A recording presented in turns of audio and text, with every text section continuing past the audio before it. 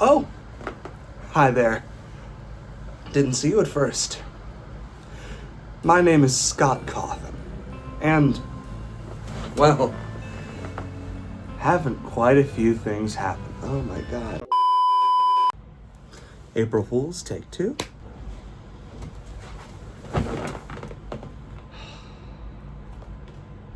Oh, hi. Didn't see you there. Was just busy reading my copy of George Orwell's 1984. But a lot of things have happened within the FNAF community, haven't they? I mean, my original game only started out as a last-ditch hurrah to try to save my career, and look at me now. I'm rich. Oh, more books than I can count. Less games, but still more than I can count. 2 movies, graphic novels, interactive novels. Games that aren't even canon to my games. But where am I? Scott Cawthon. Retired creator of Five Nights at Freddy's. Well, it might shock some of you to know, but there's actually a secret that I've been keeping from you, the fans, ever since I sent out that retirement message all those years ago. Something that absolutely no one in the FNAF community has picked up on so far. I thought I'd laid clues. I thought I'd, leave little breadcrumbs that steel wool would factor into things that would let people know what happened. But no one has. So, here I am, in the flesh, to tell you all the unfiltered, unfettered truth about me, Scott Cawthon. So it all starts around 1997, when I was, how many years old? I don't remember. Time is a construct made up by humans that I do not believe in. And I was browsing Craigslist, as one does in the 90s, and I came across this ad for a really, really nice, silverware set. It was engraved. It had little roses on the fork and spoon and knife handles, and it was absolutely beautiful. But it clearly wasn't the best crafted. It didn't look like it was made out of anything special, but it was really, really pretty. And so I decided I have to have this thing. But the price for the listing was exorbitant. It was over $1,000 for this rinky-dink set of silverware that just happened to have little nice flowers on it. So I did as any reasonable man in my circumstances would do, and I looked into alternative methods of payment. I didn't want to pay $1,000, but I figured there had to be something I had that could be an equivalent exchange for this set of silverware. And so I contacted the person who put up the listing on Craigslist, and they were only really willing to accept one alternative form of payment, which happened to be my immortal soul. Now, in hindsight, was that the best decision? Probably not. But I got the silverware, and it's I still have it today. It's really nice silverware. But, of course, I didn't immediately just give up my soul. Those kind of contracts don't work like that. You've read Faust, right? So, I contacted the listing person, of course, and they asked for my soul. But within the terms, I could have it until my retirement. I don't know what that said. I was going to keep making games forever at that point. I was at the height of my Christian animations career back in the 90s. And so I, of course, signed the contract and received my silverware around 2 months later. Took a little while, but eventually got there. And as I said, great silverware. Amazing silverware. But over the years, I eventually forgot about that contract that I'd made. Which, you know, in hindsight, was not really the best thing to do as a person who had just signed their immortal soul away to a stranger on the internet. It was the 90s. What can I say? And so all the 2000s happened, and I lived through those. Then, in 2014, I made a decision to extend my career significantly. That worked. If I hadn't made Five Nights at Freddy's, that person would have come to collect my soul, and in early 2014, I would have never made anything more if I'd given up, because I would have been sent to who knows where.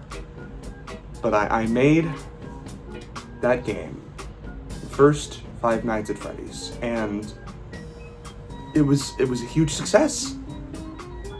I mean, you've all seen the gameplay videos of everyone from Dawko to Markiplier to Corey X Kenshin playing those first few games.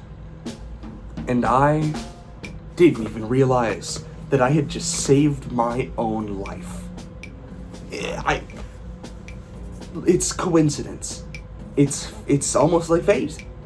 But as I kept going, making these games and eventually making books and entering into deal after deal with movie companies to try to get the movie of this thing made. It started in 2015. I didn't make that movie until 2023. I realized that this might be what I do for the rest of my life. And, I mean, hey, you lose your soul when you die, right? And it goes to heaven or whatever afterwards. So, even Craigslist guy would have been fine. But then, in 2020, I had some information come out about me. I didn't have it come out about me. It happened to me. You know, I didn't want that to happen. All I did was give some money to some people to help in political campaigns. I've given money to all sorts of organizations before. But what happened. And the end result of that was that I said that I was retiring from being the head creator of Five Nights at Freddy's. And then, of course, I stepped down to the role of head creative director and writer of most of the games, which not really that much of a change, but what can I say? It was still a retirement. And so, due to my poor choice of words, I then received a visit from someone about 2 months later. And they said we came to collect. And I said, what the fuck? What does that mean? And they said, you sold your soul to us on Craigslist in 1997 in exchange for a set of silverware. And looking back at it now, it's funny. And you said that you would give up your soul at the point of your retirement. And I realized, oh God, I've made a terrible mistake. I shouldn't have phrased it like that. You know? It's how it happens. It's how it happens in these kinds of things. You make one poor choice of words and then suddenly you've sold your soul to a group of strangers on the internet. I'm only human. I'm only human. And so, they took my soul, extracted it from my body, took it to wherever they take souls. I don't know whether they were human or demons or fairies or something, but I was left, Scott Cawthon, without a soul. And so, what does a man do without a soul? I had to grapple with that for a bit. 2020 was a rough time. I was in the middle of development on Security Breach. And, you know, that, of course, caused some delays. I said it was because of, you know, development issues and writing problems. But I had gone through a major crisis at that time. Now thinking back on it, it might have been earlier. I don't know how far along the Security Breach was at that point. I think it was in development. Either way, whatever plan I'd originally had, in addition to, the pandemic, whatever plans I had been thoroughly shifted. And from that point, I was not really in the right state of mind. Mostly because I wasn't a whole person. A part of me was elsewhere. God knows where. But I powered through it. Steel Wool powered through it. And we released Security Breach. And then everyone hated it. Some people loved it. You know, in spite of the end product. And I had to reckon with myself, and I had a lot of conversations with the people at Steel Wool, and I told them about what was going on and why I wasn't the same way that I was before. It seemed that I'd changed because I had changed. So I decided that I felt able to keep going. I could still come up with this lore. I had books coming out, ones that introduced a whole new villain, one that you all have had mixed opinions on, the Mimic. I personally really liked him. I still do like him. Whatever it is, I'm not entirely sure. Sure, I know a writer should have that sort of solid understanding of their characters, but wow, not all of us have that luxury, do we? But I kept coming up with the ideas. I kept writing these games for Steel Wool, and they kept making them, which was a pretty beneficial partnership from what I've experienced. Sure, most of the money from this franchise has come from merch deals and, you know, making a fucking movie, and then making another movie, and then, you know, being in the process of making a third. But I've always been a storyteller at heart. I've always been a person who wants to make stories. That's what it all started with those Christian animations back in the 90s and 2000s. They might not have been in the 90s. I don't know how old I was back then. I don't know how old anyone was. I can't really grasp it anymore. I don't really exist that way. I feel like I'm constantly living in one moment. I feel like I'm living in one continuous moment at all points, all at the same time. That nothing has changed about me in 6 years. That I've been living, but not alive, or the other way around, whichever one that you prefer. That I've been stuck here,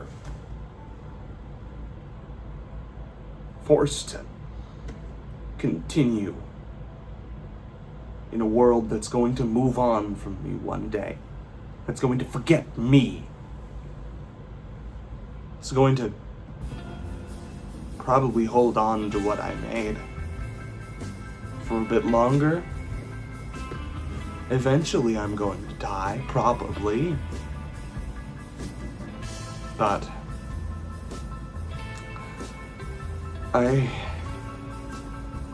it's difficult to think about being forgotten. I'm sure you've thought about it once or twice. About when you die, what you will leave behind in the world. And I have quite a lot that I'll be leaving behind. I've made something that has built careers. Not just for the people that I've worked with. You know, Steel Wool, Hero Braid Risley, all my artists, and all of my writers that I've collaborated with to make things. All of the people who worked on the movies. I've created an idea, a set of ideas that have furthered people's livelihoods, put food on tables, and made myself filthy rich in the process. But I've also made livelihoods, passions, interests in people who love what I've made. I made it take you to Shrimp Town. I've made people's lives better and worse.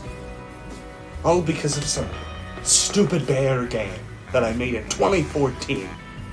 Almost 12 years ago. And look where I am now. Still here. Still making them.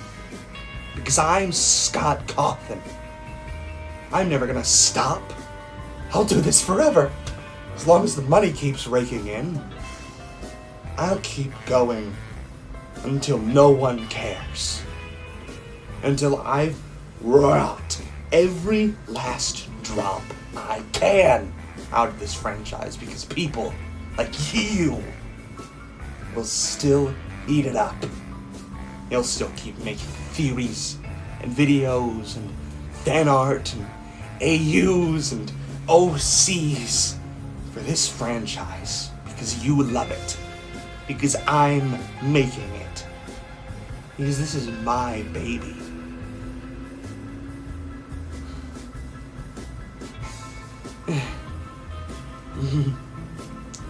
And hopefully my baby's going to outlive me.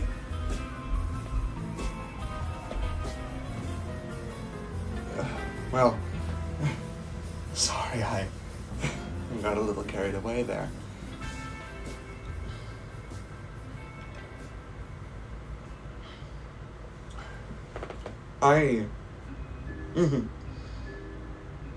I've obviously become a different person from who I was all those years ago when I made this first game.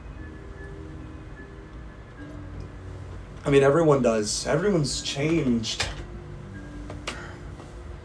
Fundamentally, you know? It's been 12 years. Almost. In August, it'll be 12. That's old enough to be starting 7th grade. Starting puberty. Undergoing those fundamental changes that alter a person for the rest of their lives. That's weird to think about. That something I made will be as old as a middle schooler. Probably the people who mostly consume my series. Oh. I remember when I was in middle school. Things were very different than they are today. I was not who I am now. I made different choices than I would today. Well, because my brain wasn't fully developed. It wouldn't be for another 13 years. It's interesting, that idea that at 12 years old, around then, you're about halfway through the development of your brain. Your frontal lobe doesn't fully develop until you're 25 years old, but the rest of your body moves so much faster. You know, they say that every 7 years, you've essentially replaced every cell in your body. I don't know how true that is, but it's interesting because who's to say that you don't become a different person every 7 years? That the ship of Theseus analogy doesn't hold true. That you change fundamentally when all of the parts of your body are new. When every cell has phased itself out and replaced itself with another. Are you a different person? Or is there something inside you that continues? Even if it changes. It was still the same you when you were born. Because if you don't believe in a soul, then who's to say that I, Scott Cawthon, in my 40s, 50s, however old I am, I don't know, I don't really care. That's not what this is about. That I am fundamentally different from who I was back when I was 12. And that my series, but it is not fundamentally different from what it was back when it was, just starting. It's been over 7 years. In about, in 2 years, August of 2028, it'll be 14. 2 7-year cycles. And it will have changed over all of its cells. Twice over. What will it look like then? 2 years. That'll probably be, the third movie might be out. The next game, probably. Who knows how long it'll take. They're pretty big undertakings, these new games. The story's expanded. The team has expanded. Beyond just me and whatever small favors I call in. Or get help from my kids.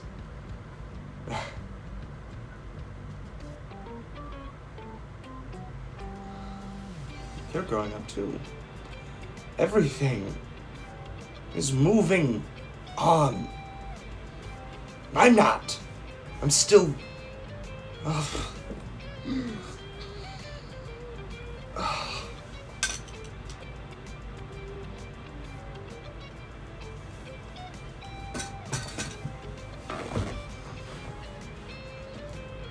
don't know why I bought this stupid jacket. someone else's retirement. Not bad.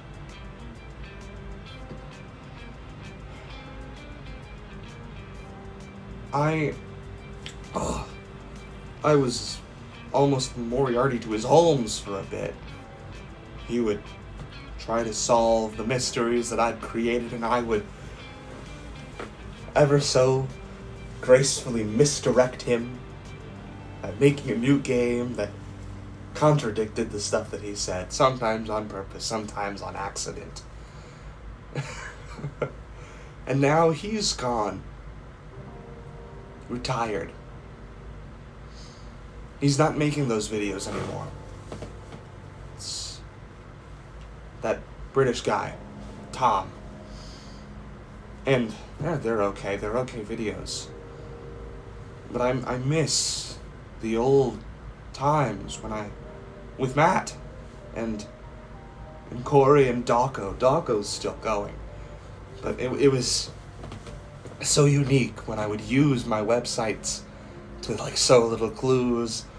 I still remember that live stream when I put those cryptic little messages on Scott Games. I said, oh, why is the tiny toy chica missing her beak? Or what's seen in shadows is so easily misunderstood in the mind of a child. And they almost got it. They almost got it.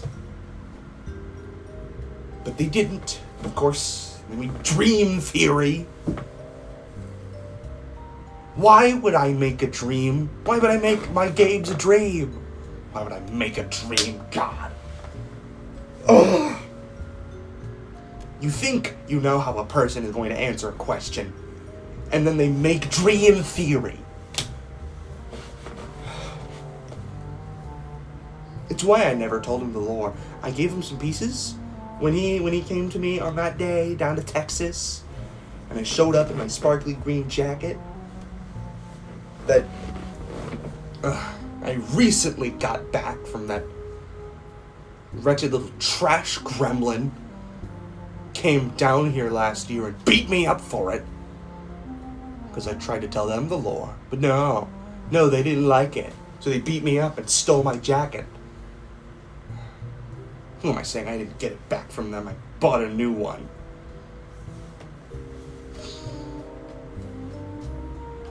That's what you get now. You get ungrateful people who hate your stories, who only make theories to try to piece together a story they think that you didn't do a good enough job telling. That hurts. It hurts a lot.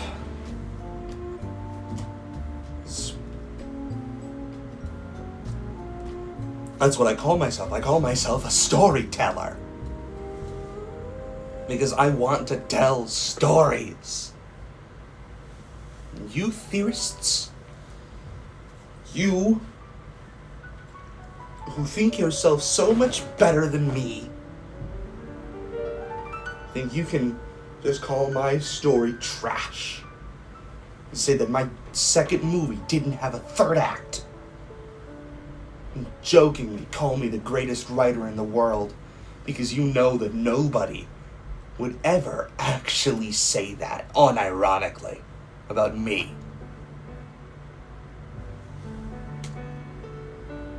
And I bet you didn't think that I still watch you, but I see you, T-Dreads. I've been in your chats. I've seen what you've said about me. I know about Andrew as the vengeful spirit. I know about God David. I know about Fate Fiona and all the jokes that you've made at my expense. Well, I don't take too kindly to them.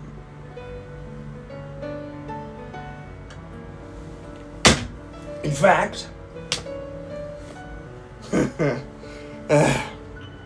you people out on the internet, you try to do it better.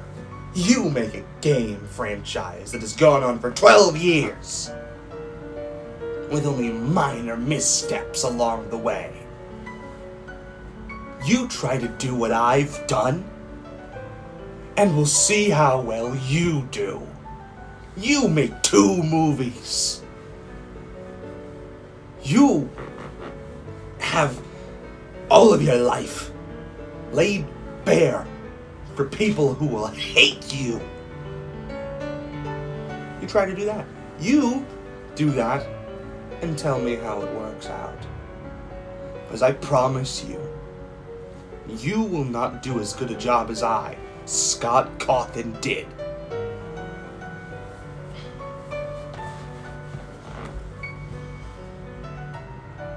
What? Oh, right.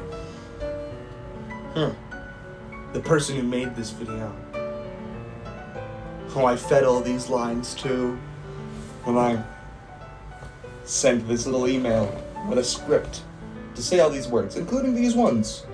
This is still scripted. Even though I'm sure they've done a bad job of their performance so far.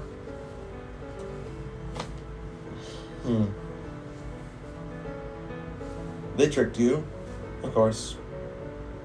They told you that this was going to be the final part of their big theory, which is wrong.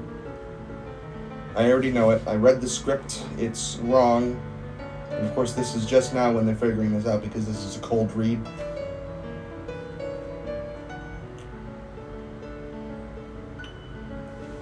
Why am I reading this? You know, fuck this. Telling me my shit's wrong. Fuck you, Scott Cawthon. God. At least he gave me this. I'm out of here. Happy fucking April Fools. Go fuck yourselves. Danny goes to school. Kane has packed his lunch. He has lots of carrots. He's a rabbit, much, much, much.